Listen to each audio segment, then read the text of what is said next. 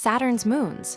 A violent history of collisions and rings. New research suggests that Saturn's iconic rings and two of its major moons, Titan and Hyperion, may be the result of a catastrophic collision between two ancient protomoons hundreds of millions of years ago.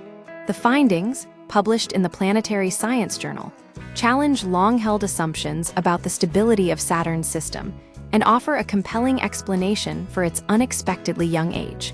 A young and restless Saturnian system for decades, scientists have puzzled over the relatively recent formation of Saturn's rings, estimated to be only a few 100 million years old. This is surprisingly young given the planet's 4.5 billion-year history. The new model proposes that this youthfulness isn't an anomaly, but rather evidence of a dramatic upheaval that reshaped the entire system. The key to this theory lies in the peculiar orbit of Hyperion, a small, irregularly shaped moon locked in a 4.3 orbital resonance with Titan. Simulations show that Titan has moved outward by about 4–5% since the two became gravitationally bound. This suggests that the current configuration is not primordial, but the result of recent dynamical changes.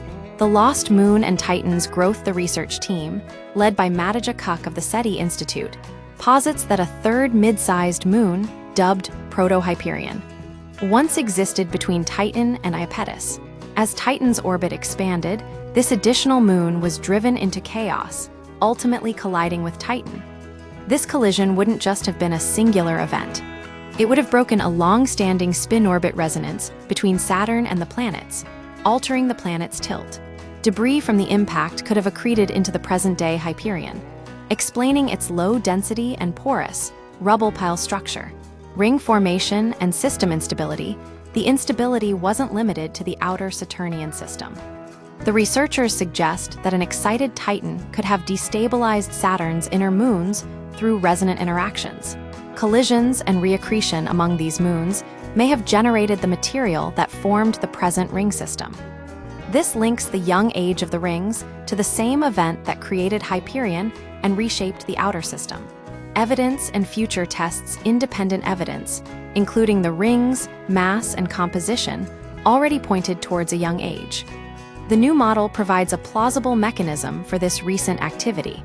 The team's simulations show that such collisions occur frequently under the right conditions, and that the aftermath aligns with observed orbital inclinations and eccentricities of Saturn's moons.